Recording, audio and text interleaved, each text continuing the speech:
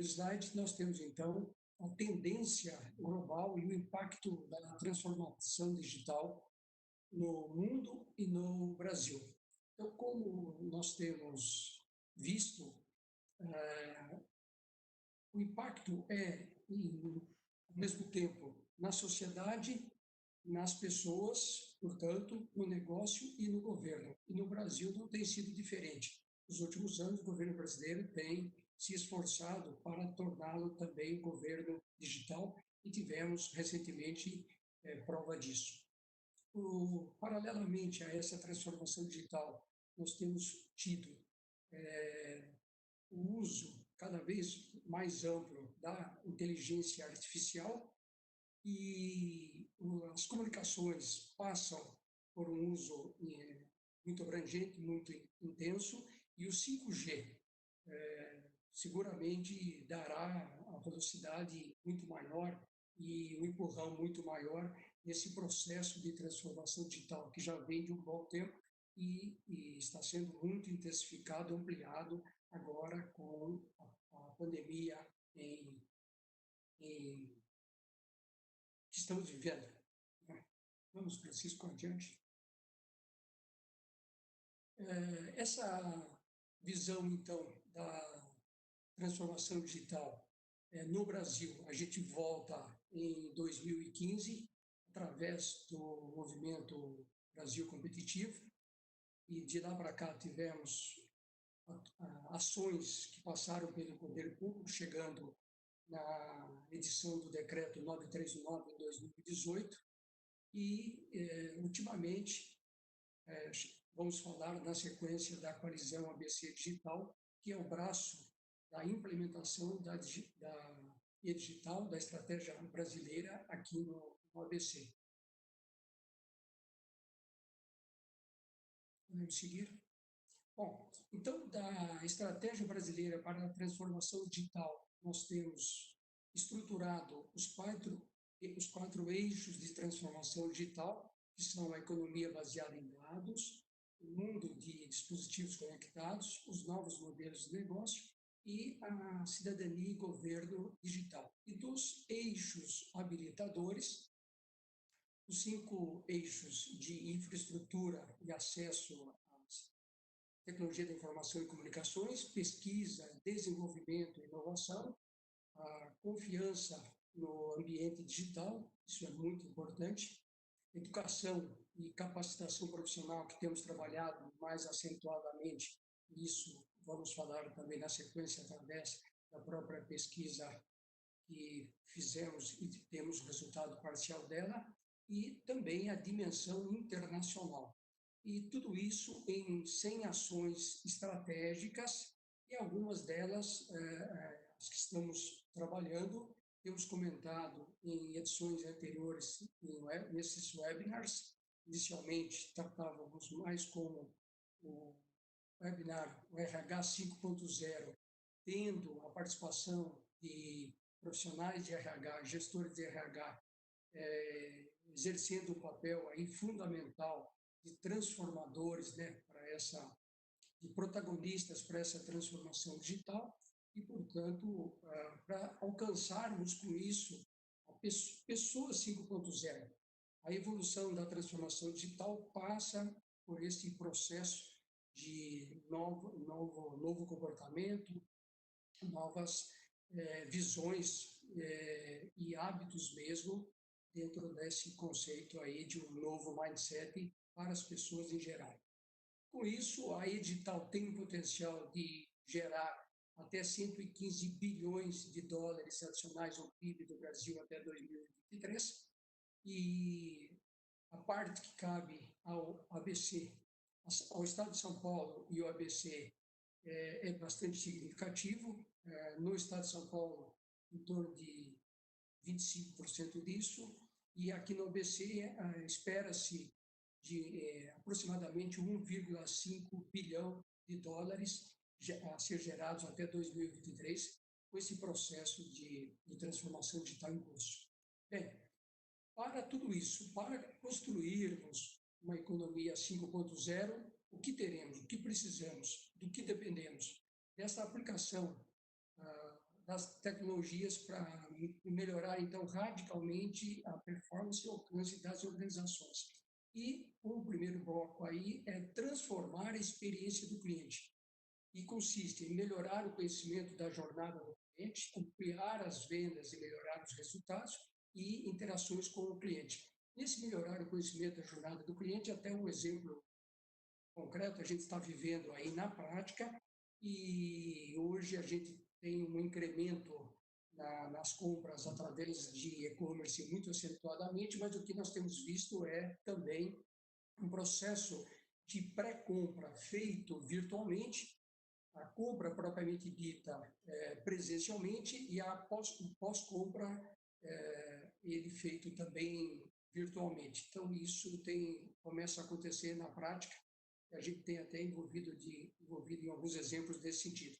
Depois também, transformar os processos organizacionais, que consiste na digitalização de processos, que é diferente, né, da transformação digital para os novos modelos de negócios. A gente tem dito isso aqui, hoje vamos passar por isso mais um pouquinho na sequência, falando de desenvolvimento de talentos que empoderar as pessoas, isso é fundamental. Temos segurança absoluta que tudo isso, que essa transformação digital passa pelas pessoas, sem o que o sucesso seria inalcançável ou muito moroso, e, portanto, a participação, então, não só das pessoas de exatas, de tecnologia da informação, mas também de humanas, acentuadamente de profissionais ligados a recursos humanos, é fundamental, como dissemos. E também, ainda dentro de transformar os processos organizacionais, a gestão de desempenho, que é potencializar a produtividade, item que no Brasil estamos ainda mais atrasados um pouco do que na média dos países desenvolvidos. E, por último, transformar os modelos de negócio através de negócios modificados digitalmente. No ano passado, tivemos, mesmo no Brasil, uma performance bastante expressiva com relação a empresas com este foco, os unicórnios brasileiros aqui, e que mundialmente eles, inclusive, estão passando por dificuldades por conta da pandemia, não só no Brasil, os novos negócios digitais e a globalização digital. Bom, então, esses são os 3 pilares e os novos fundamentos que citamos. Bom, a coalizão ABC Digital. Então, citei lá atrás que houve um trabalho através da coalizão do processo de digitalização e transformação digital no Brasil, em 2015 e 2016. Isso chegou-se depois na esfera pública com a edição do Decreto 9319, e nós tivemos aqui no ABC, no ano passado, em julho, a criação da coalizão ABC Digital, hoje chamamos de CABCD aqui para nós. Eram 13 entidades no início, de quando foi criada, e, portanto, evoluímos agora para 30 instituições nesta data. Elas estão aí expostas, sendo compostas de universidades, FEI, a Mauá e a UFABC, de entidades importantes do segmento de tecnologia, tanto de classe quanto de empresas, associações também de recursos humanos muito expressivas no ABC, como a GRH, também a ABS São Paulo e Brasil, e estamos conversando também até com a Associação Brasileira de Profissionais de Recursos Humanos também para estarem conosco daqui para frente. Então, são essas as entidades. E isso tudo sendo conduzido através de 4 ATs, as atividades táticas de execução da transformação digital, sendo a primeira aí que consiste em sensibilizar os agentes econômicos e públicos quanto à importância e urgência da transformação digital. E, nesse sentido, esse webinar aqui hoje e os já realizados tem sido uma resposta, tem sido a contribuição desta atividade para a transformação digital aqui no ABC. Na sequência, Francisco, temos a T2, que consiste em mapear as demandas por especialidades e as ofertas de capacitação da força de trabalho digital, para atender a transformação digital. O curador dela é o nosso colega, amigo Roberto, aqui, e uma das ações aí recentes, trabalhada amplamente nas últimas semanas, foi exatamente a pesquisa do qual falaremos na sequência. E aqui a pesquisa, ela esteve aí por algumas semanas e temos a satisfação de apresentar hoje o primeiro resultado parcial dela aqui, que continua em aberto. Para quem está conosco aqui e quiser ainda responder, ainda está absolutamente inteiro. A T3, que é promover a aproximação entre as indústrias e universidades e as startups da região, a cargo do amigo Renato Grau. Ela vem sendo bastante trabalhada também, portanto, o mapeamento das demandas de profissionais de TI, encaixado aqui com o mapeamento das ofertas e vinculando, aproximando indústrias, universidades e as startups da região, é a contribuição que estas atividades táticas está dando e dará ainda nas próximas semanas, principalmente, até outras atribuições mais amplas do processo da coalizão ABC Digital. E a T4, que está comigo, ela tem como papel definir como apoiar as iniciativas de transformação digital dos governos municipais, e com isso ela está para ser executada até 31 de julho e emprega aí a questão da aproximação com os atuais prefeitos, mas também com os futuros candidatos, e a partir do ano que vem, para quem for eleito ou reeleito, entregaremos seguramente um rol de conteúdo, de muita contribuição para que, querendo os novos prefeitos aplicar, o poderão fazer. Muito bem, então, o nosso amigo... Passa agora, então, a palavra para o Wagner, professor Wagner. Oi, boa tarde a todos. Pode seguir, Francisco. Eu queria retomar aí os 3 pilares sobre os quais se apoia a transformação digital nas empresas, que foram comentados aí pelo Ari. O primeiro deles é o de transformação de experiência do cliente, dos processos organizacionais e dos modelos de negócios. Se a gente prestar atenção, todos eles têm muito mais a ver com pessoas e muito menos a ver com tecnologia. Ou seja, a transformação digital, ela não diz respeito apenas ao uso de tecnologia, plataformas, mas, acima de tudo, ela é potencializada por esses elementos, por essas tecnologias, porém o foco, o centro de tudo isso são os clientes, os colaboradores, ou seja, são as pessoas. Então, nesse cenário que a gente tem aí de transformação, obviamente o processo de liderança ele também precisa ser revisto e precisa, obviamente, colocar as pessoas no centro. Então, a gente vive hoje um momento único nesse processo de evolução do ser humano, no qual se insere a chamada 4ª Revolução Industrial. Essa expressão aí foi cunhada, então, pelo Klaus Schwab, acho que vocês conhecem, foi o fundador e atual presidente do Fórum Econômico Mundial, e no documento chamado aí Liderando na 4ª Revolução Industrial, um documento criado aí pelo Fórum Econômico Mundial, apresenta-se o que se espera, quais são as 6 dimensões que se espera dessa nova liderança. E em todas elas, a pessoa é colocada no centro.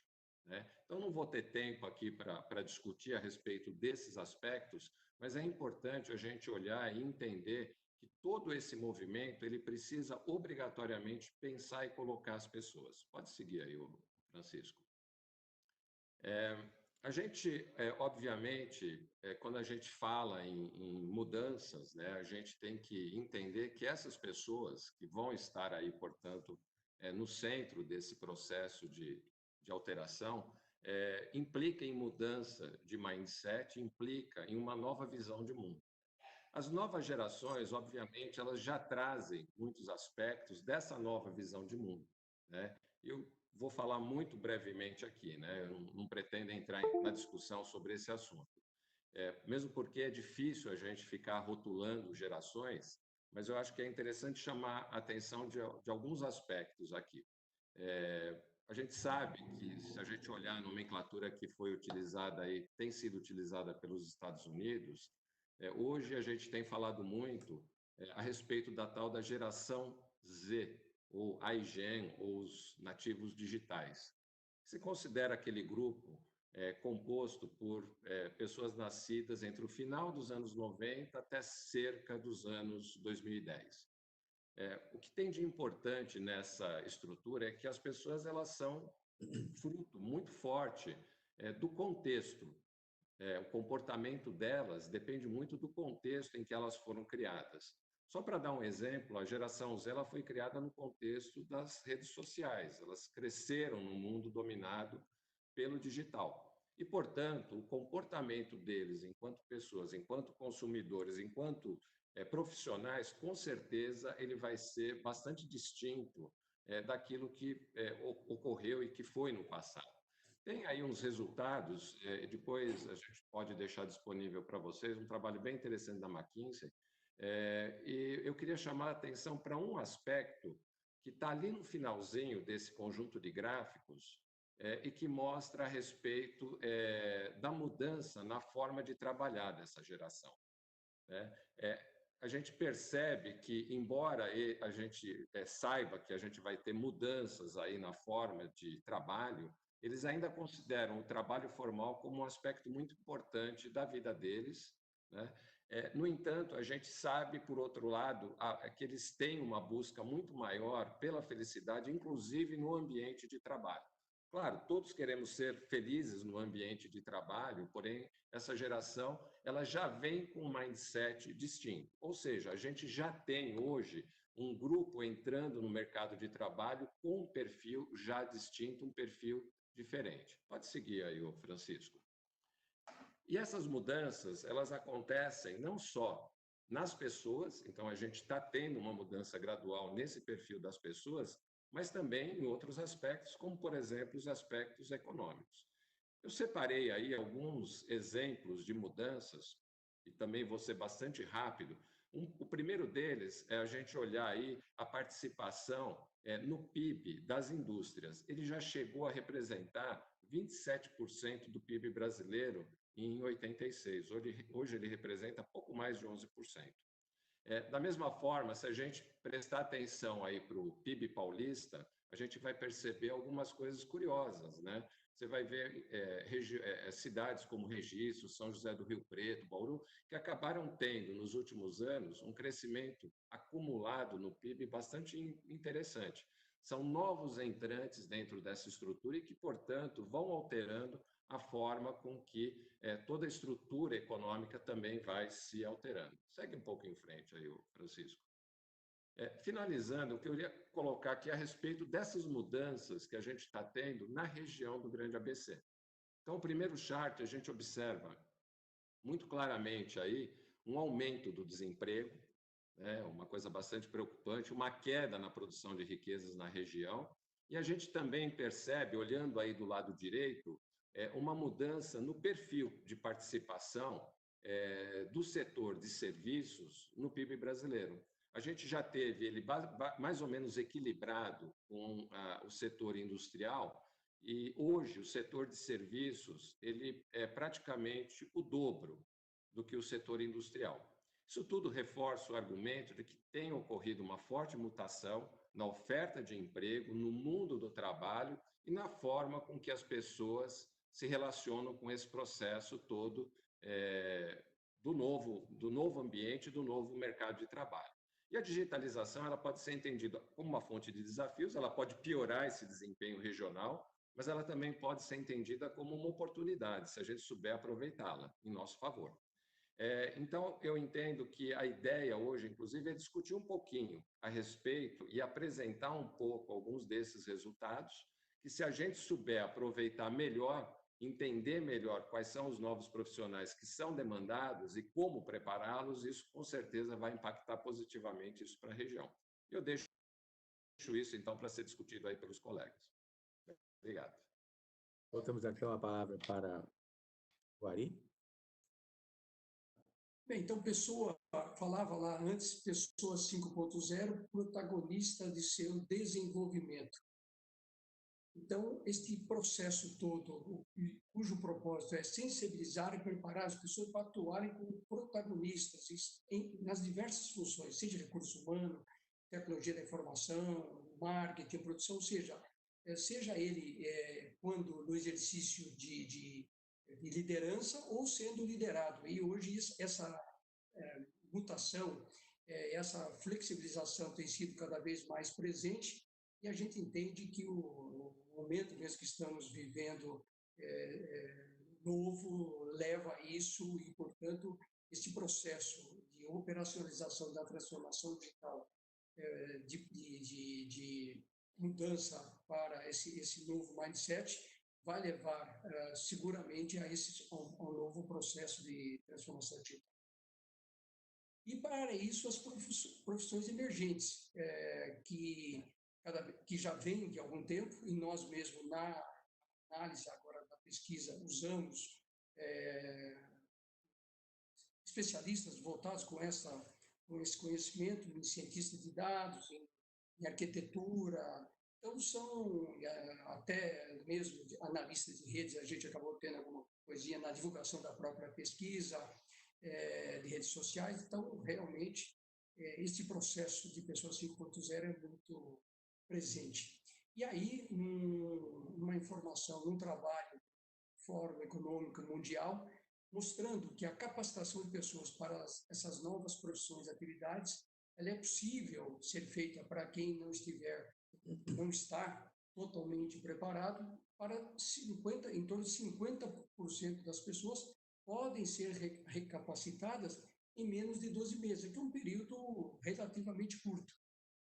E com isso, a gente tem as várias formas desta possibilidade de recapacitação.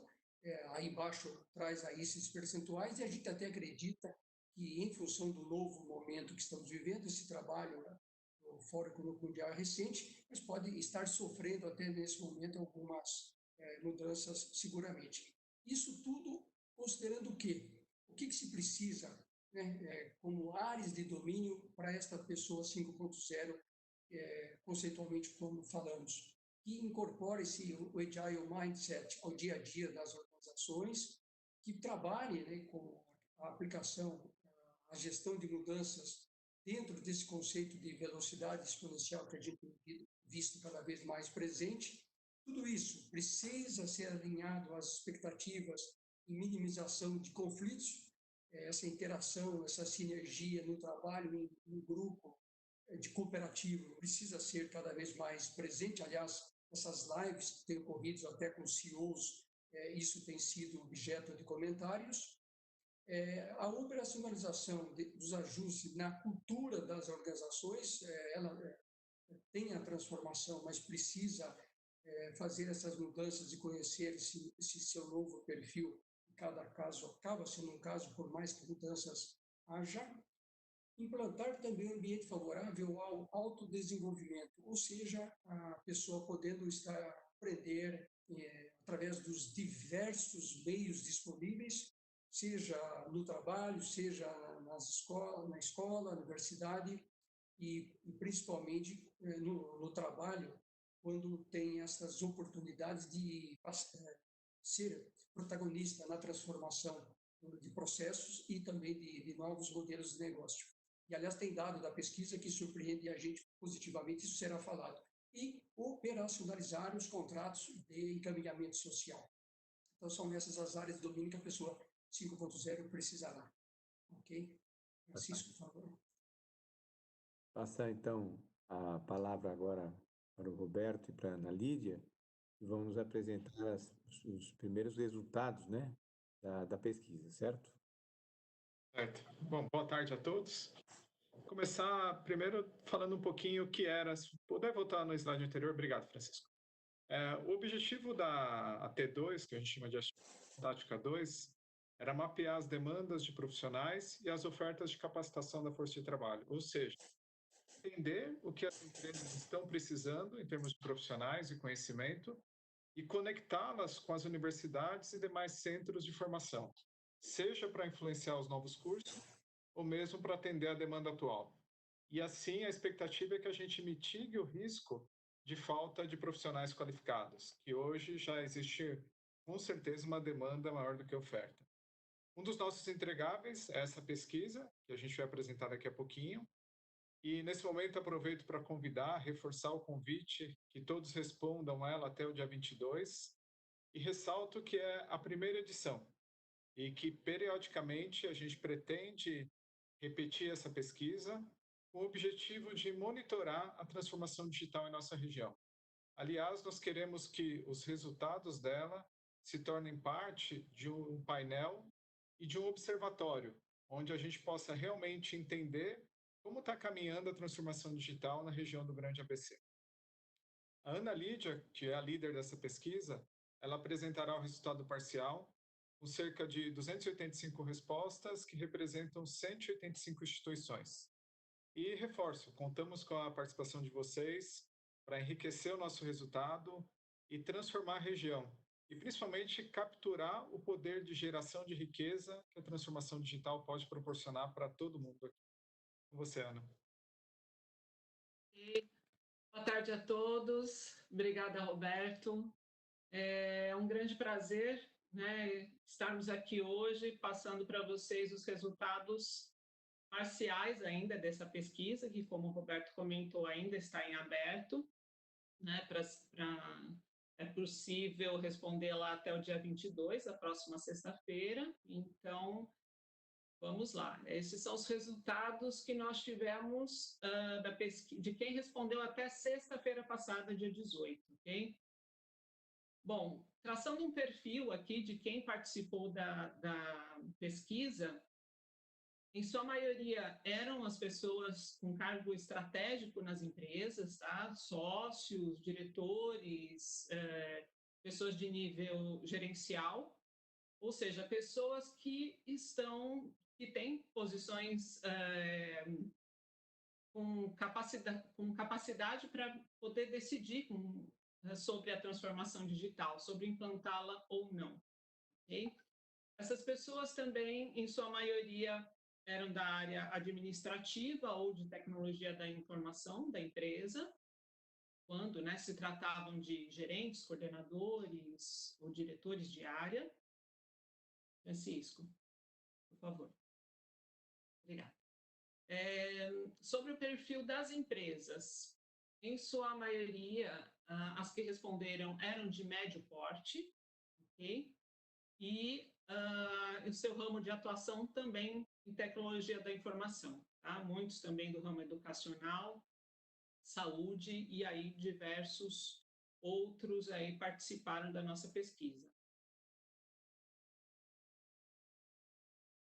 Analisando um pouco sobre a localização e setor dessas empresas, bom, das 285 respostas que nós tivemos até sexta-feira, né, a maioria eram aqui do estado de São Paulo, né, a grande maioria até da cidade de São Paulo mesmo, e depois, na sequência, das cidades do Grande ABC. Tá? Dessas 285, 89 eram empresas do Grande ABC. Aí, também 76% delas do setor privado.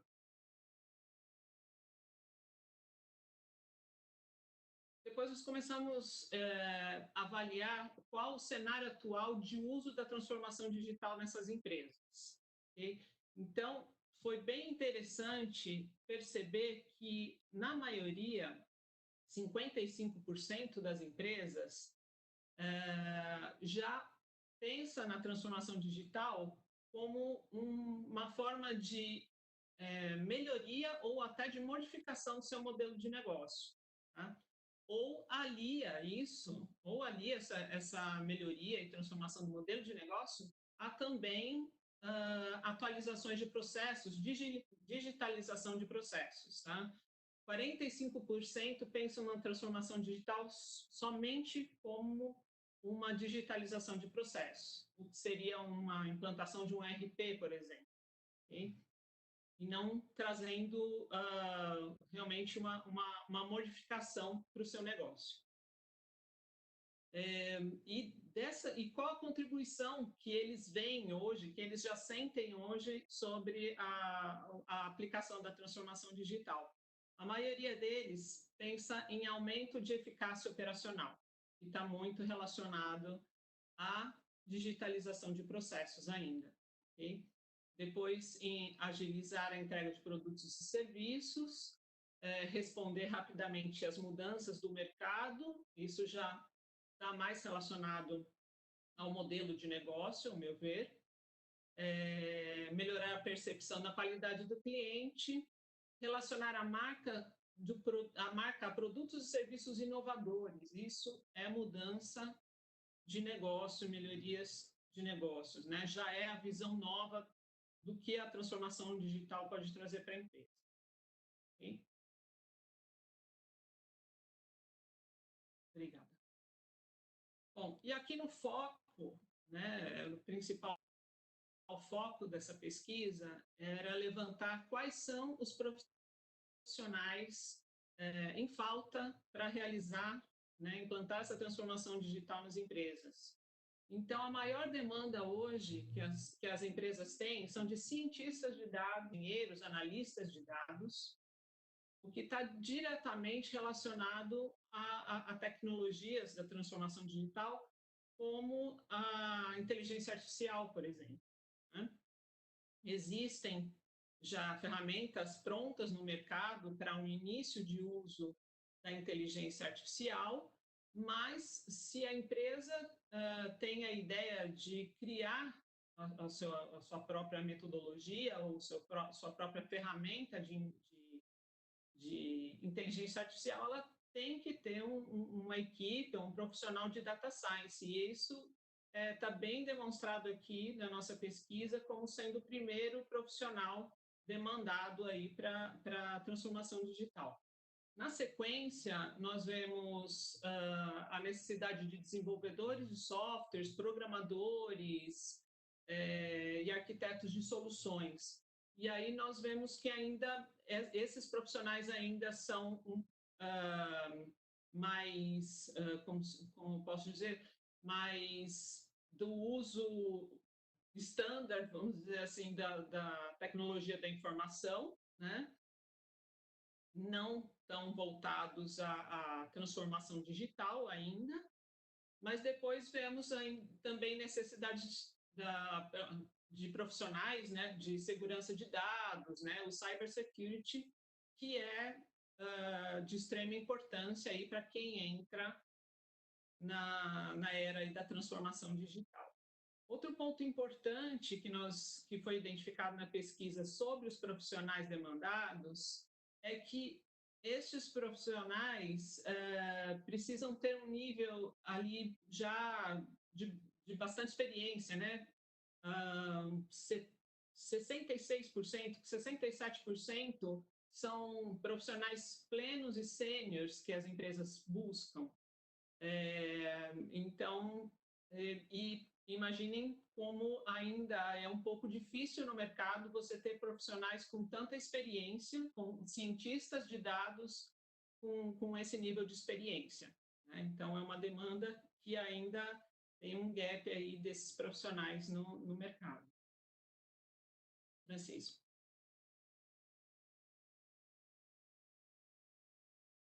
E complementando,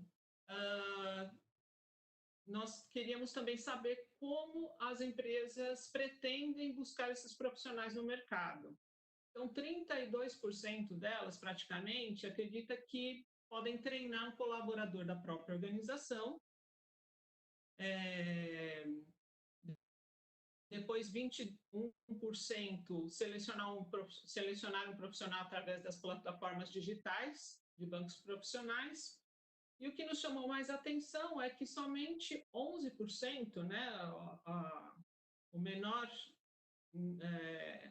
menor porcentagem aí das empresas é que pensam em buscar um profissional nas entidades educacionais da região. Então, isso é uma situação interessantes para se analisar, porque esses profissionais que estão sendo formados agora, eles já estão vindo com uma bagagem, né, como se diz, com um conhecimento nessas novas tecnologias, né, envolvidas na transformação digital, mas eles não estão sendo buscados, né? Eles, como recém-formados, eles não estão sendo procurados. As empresas já procuram um profissional com bastante experiência, e aí a gente pode entender que tem um descasamento aí nessa, como se diz, nessa necessidade e no que se tem de profissionais disponíveis. E é isso por enquanto. Roberto vai complementar aí com a sua análise. Obrigada a todos. Bom, gente, as principais conclusões, acho que reforçando tudo que a Ana Lídia colocou, que a gente encontrou. A gente tem quase um terço das pessoas que responderam são da região do ABC, pouco menos do grande ABC. Então, a gente espera que nos próximos dias, até o final da semana, a gente tenha mais empresas e principalmente de uma diversidade maior de indústria. Até um pouco da demanda, ela se dá de muito programador, desenvolvedor, se dá pela grande maioria serem empresas de desenvolvimento de software que responderam. Então, a gente espera que tenha um pouquinho mais, tá? A gente achou bem interessante que as pessoas que responderam, elas têm posição estratégica, então elas são as pessoas que sabem vão dar o direcionamento da companhia, e elas entendem o que é transformação digital também. Isso foi bem interessante. E a gente hoje entende que 55% dos respondentes têm bem claro o que é a transformação digital, e não simplesmente a automação dos processos. E quando a gente olha na grande maioria das empresas, o que a gente ainda vê é a automação de processos. Mas a pesquisa mostrou que 55% já estão pensando o que fazer além da automação dos processos. Isso é mais legal. A gente vê que uma das coisas que o Ari colocou da transformação digital é a economia baseada em dados. E quando a gente olha que o cientista de dados aparece em primeiro lugar, todas as profissões relacionadas a dados, também é um grande alento para a gente entender que, assim, não só 55% já responderam isso, mas todos internalizaram isso e estão procurando profissionais para tratar com isso. A gente entende que dados, inteligência artificial, machine learning, e tudo que vem por aí é um dos grandes pilares do desenvolvimento da transformação digital. E, por outro lado, toda a parte de desenvolvimento de software, ela vem, como a Ana Lídia mostrou, ela vem em segundo lugar, seja os desenvolvedores, os analistas, os gestores de projetos, enfim. E lá embaixo, um outro ponto que chamou atenção, que o pessoal não está dando muita atenção, são as profissões ligadas à metodologia ágil, seriam utilizadas para realmente tornar as empresas mais ágeis e que possam responder rapidamente às mudanças que o mercado pode trazer para a gente. E, por último, já foi comentado também, 67% das empresas buscam profissionais de nível sênior e pleno. Então, uma das coisas que assim foi uma provocação que a gente está fazendo e conversando entre nós e tentando levar essa mensagem adiante, é que se a gente está buscando profissionais sêniores e plenos, como que a gente vai trazer o profissional júnior, treinar e capacitar o profissional júnior, ou um estagiário que recém está saindo de um curso profissionalizante ou do curso superior? Assim, acho que é um papel das empresas também trazerem esses profissionais para o seu quadro de colaboradores, treinar esses profissionais, para que a gente não tenha esse gap no futuro não muito distante, no futuro bem próximo aqui. Então, acho que faz parte das empresas acolherem esses profissionais e capacitarem esses profissionais. Para mim ficou essa mensagem clara nessa pesquisa. Bom, acho que é isso. Francisco? Obrigado, Roberto. Excelente exposição. E gostaríamos agora de, então, passar à etapa seguinte do nosso evento, que é a sessão de perguntas e respostas, tá certo? Eu vejo aqui que no nosso chat nós já temos algumas perguntas feitas.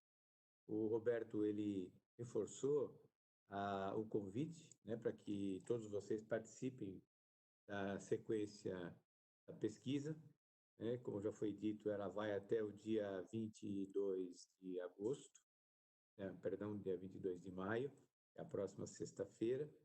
Então, quem tiver a oportunidade de participar, não deixe de responder, porque são só 18 perguntas, são apenas 3 minutos, e você contribui para ampliar esse resultado que nós temos até aqui, certo?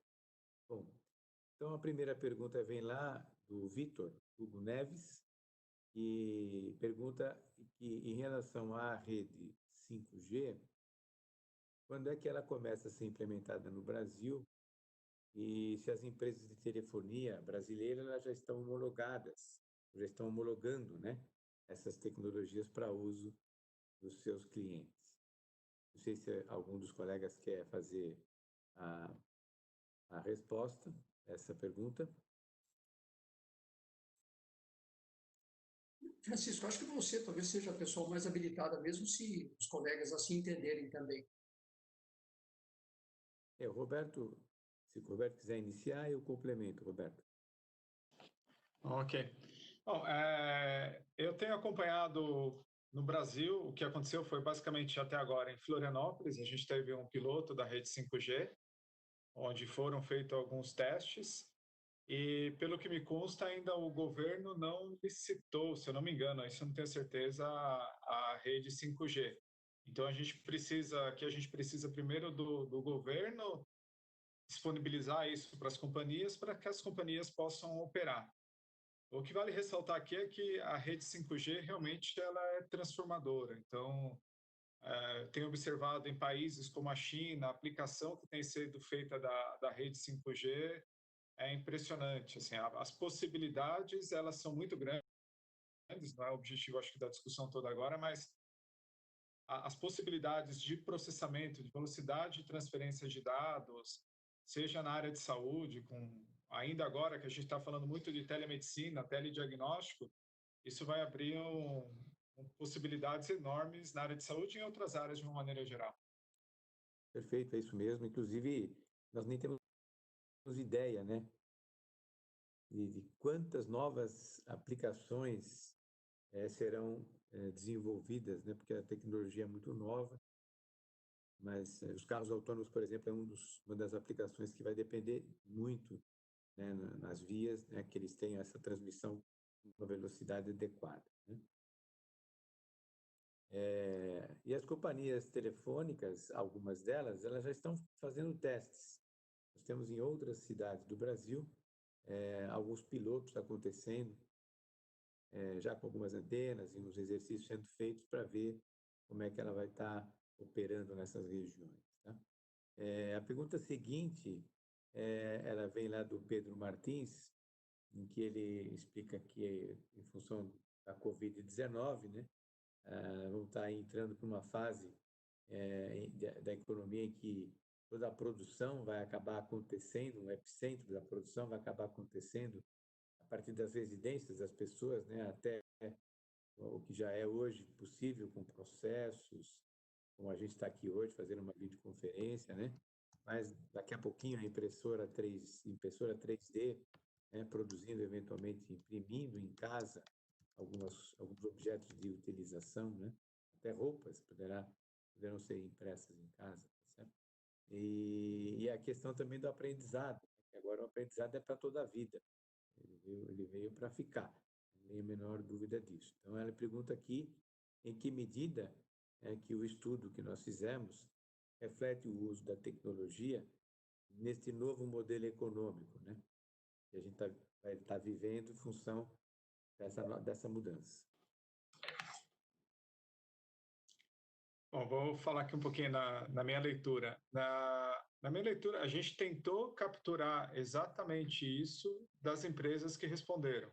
Obviamente, a pergunta não foi tão direta, mas entender qual o grau de maturidade que as empresas têm hoje para poder responder rapidamente a essa situação que o Pedro colocou. A se você lembrar, a gente tem 55% das empresas que aparentemente responderam que conseguiriam se responder a essa demanda. Então, elas já estão pensando nisso, pelo menos estão pensando. A gente não, nessa pesquisa não era objetivo, a gente não mapeou se elas já estão preparadas para responder rapidamente isso, mas em tese elas entendem que isso existe, como que elas podem responder a essa demanda. Por outro lado, 45% das pessoas que responderam, eles ainda estão pensando em automação de processos. E uma vez que você está pensando em automação de processos, provavelmente a resposta a uma mudança tão radical de consumo, de hábitos das pessoas, talvez elas não estejam preparadas. Então, acho que a gente pode até observar na própria região que poucas, principalmente nos centros de comércio popular, apesar de a gente ter um número de celulares maior do que a população do Brasil, o comércio popular hoje ele ainda não está com o e-commerce habilitado. Então, eles estão sofrendo bastante. Então, existe essa possibilidade isso para dar um exemplo, desses pequenos comércios entrarem realmente nos primeiros passos de uma transformação. Apesar que não necessariamente o e-commerce é considerado uma transformação digital, mas é um mínimo para ele automatizar um processo além da loja, ir para o online, o offline to online, online to offline. Então, assim, isso, na minha leitura, ainda a gente tem um longo caminho a percorrer, principalmente nas pequenas empresas. As empresas maiores, com certeza, elas já estão pensando, se preparando para toda essa mudança e tem mais recursos para fazer isso também. Acho que um grande desafio vai ser como financiar toda essa transformação.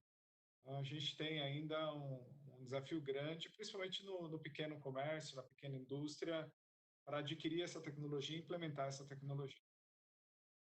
Deixa eu só fazer um comentário muito rapidamente.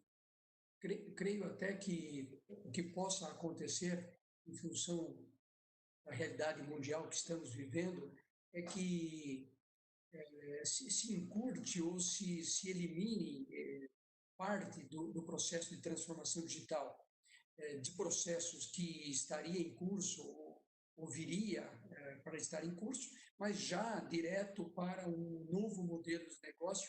Acredito que isso a gente está verificando na prática e pode acelerar muito essa nova forma de novos processos e, com isso, acelerar muito a transformação digital. Perfeito. Obrigado, Ari.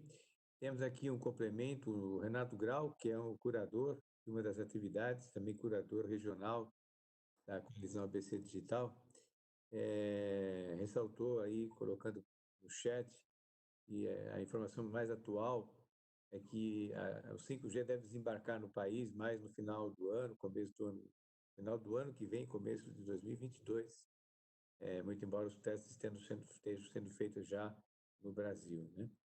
Agora, uma pergunta interessante que veio aqui, quais talentos devem ser desenvolvidos para que os jovens estejam preparados para essa transformação digital? E quais idiomas eles deveriam ter, né, desenvolver ou ter a habilidade para se comunicar? Eu queria passar essa pergunta para o professor Wagner. Ok, obrigado aí, Francisco. Essa pergunta eu acho que é do Gustavo Yassuda. Gustavo, a minha posição é a seguinte: eu acho que a gente, por muito tempo, focou muito fortemente só nas chamadas hard skills.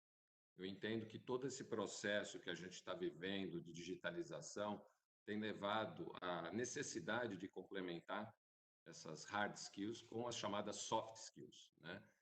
Cada vez mais a gente ouve, por exemplo, a importância da gente desenvolver coisas como criatividade, capacidade de adaptação rápida a mudanças, a questão da visão humanística, importante cada vez mais, isso tem sido demandado também das empresas e, consequentemente, tem sido demandado das pessoas, capacidade de comunicação, atuação em equipe.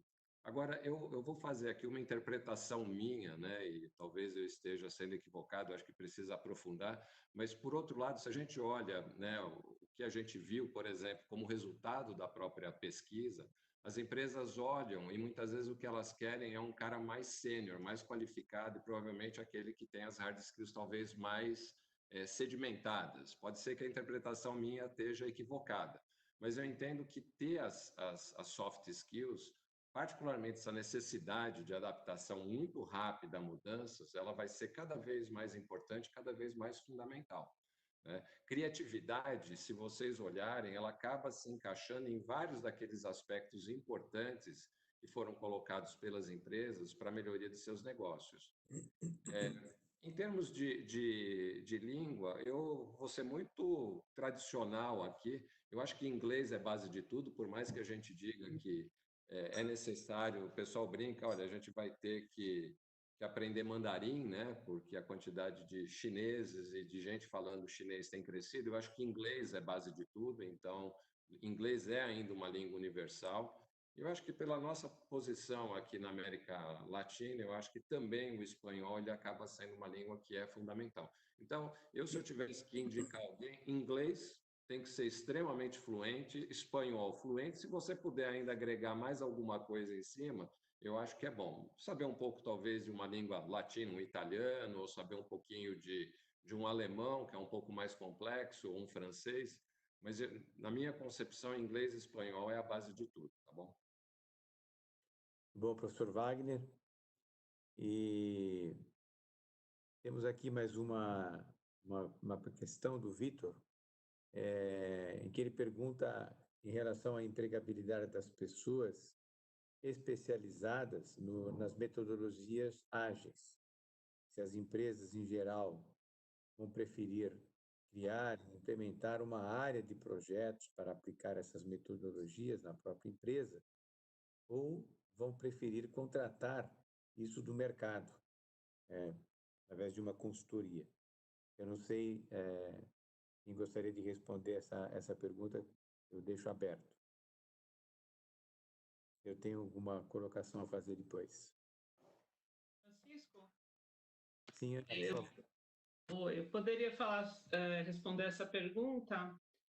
O que eu tenho visto no mercado, Francisco, é que as empresas sim criam uma área, uma área interna de profissionais com equipe ágil, né, de metodologias agile, mas muitas vezes para elas implementarem isso, ou seja, para começar a incutir, né, na cultura delas essa metodologia, elas, por exemplo, contratam o Scrum Master, vamos falar aí falando em Scrum, né, que é uma das metodologias Agile, elas contratam o Master, que ele é o mentor dessa metodologia, né, na empresa, e aí sim cria-se esse time para os projetos da empresa, e esse time, em sua maioria, são de pessoas internas treinadas.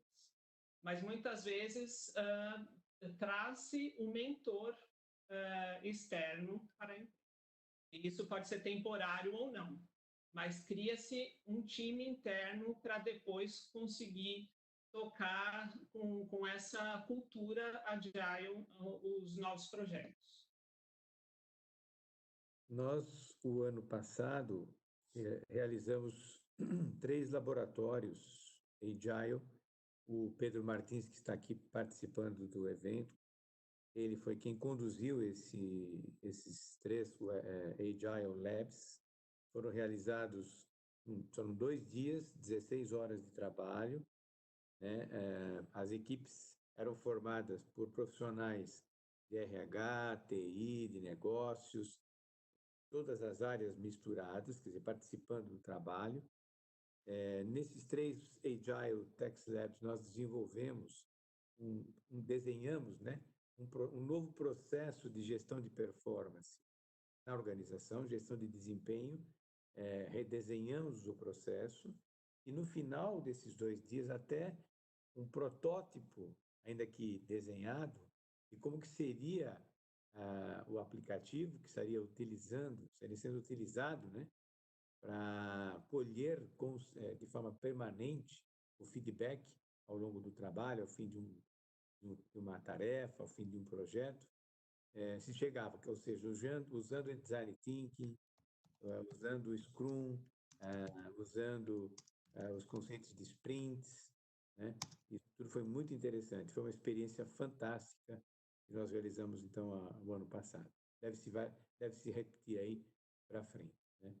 E mesmo para complementar aquele PDI do RH 5.0, foi mencionado pelo Ari, em 19 de agosto do ano passado, nós realizamos um fórum, 3 horas, usando o Design Thinking.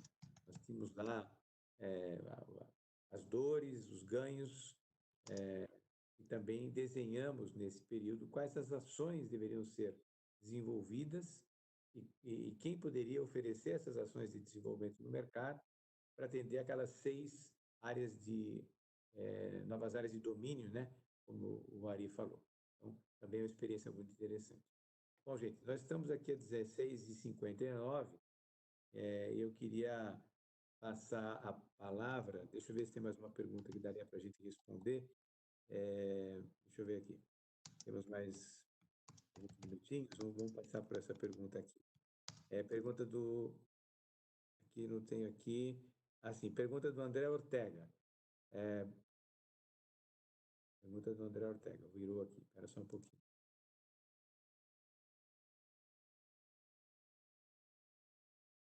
Opa. Aqui.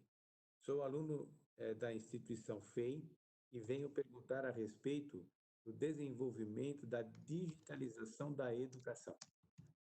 Professor Wagner. Olha, eu vou dizer que o processo de digitalização da educação é irreversível agora. Então, se algumas instituições ainda estavam achando ou decidindo se deveriam seguir em frente ou não, hoje não é mais uma opção, é uma necessidade. Então, eu diria que todo mundo teve que se adequar, teve que se quebrar uma série de paradigmas para isso. Portanto, esse processo de digitalização, o mundo pós-Covid não vai ser, com certeza, na área educacional, não vai ser em nenhuma área, mas em especial na área educacional, o mundo pós-Covid vai ser muito diferente. Primeiro, porque os estudantes perceberam quais são os benefícios e, eventualmente, as falhas, vamos colocar desta forma. E os professores, da mesma forma, os docentes, da mesma forma. Então, eu acho que se existia uma certa resistência, boa parte dessa resistência ela veio por terra. É claro que isso ainda vai demandar um processo muito cuidadoso de avaliação dos acertos e dos erros, mas eu tenho certeza que os benefícios eles vão ser muito maiores do que os problemas e, portanto, vai deixar de ser uma opção, vai ser uma demanda. Então, esse processo de digitalização da educação, e digitalização eu não estou falando aqui em a gente transformar coisa em PowerPoint ou então disponibilizar documento eletrônico em repositórios, não é isso. O processo digital, ele permear todo o processo educacional com uma mistura da hibridização da educação. Eu entendo que esse processo de hibridização da educação ele vai ser sem retorno e eu acho que talvez esse seja um dos legados positivos, se é que pode haver legados, eu acho que vai haver legados do Covid, esse seria um dos legados positivos do Covid. Obrigado, professor Wagner. Bem, são 17h01, temos algumas perguntas ainda ali no nosso chat, porém, como compromisso, iniciamos no horário, então vamos terminar no horário também. As perguntas ficarão, a gente vai disponibilizar para os nossos apresentadores, a quem eu gostaria nesse momento de agradecer, e lembrar a todos que, então, a pesquisa continua disponível até o dia 22, sexta-feira próxima, meia-noite, né? E também, no dia 21, na próxima quarta-feira, portanto, nós teremos o lançamento oficial, a cerimônia de lançamento oficial da coalizão ABC Digital, que também acontecerá utilizando assim uma sala virtual muito gentilmente cedida pela FEI, que é o Webex da FEI que nós estamos utilizando hoje. Uma vez mais, a FEI, a gente agradece imensamente disponibilizar esse recurso para a coalizão ABC Digital. Então, fica aqui um agradecimento a todos e nos vemos, se tudo correr bem, no próximo dia 21, quarta-feira, às 16 horas. Quinta-feira, 21, quinta-feira. Obrigado, Ari, no lançamento oficial da Coalizão ABC Digital. Valeu, gente. Obrigado. Obrigado, gente. Até mais. Tchau, tchau. Obrigado, um abraço a todos. Tchau, Até a obrigada a próxima. todos.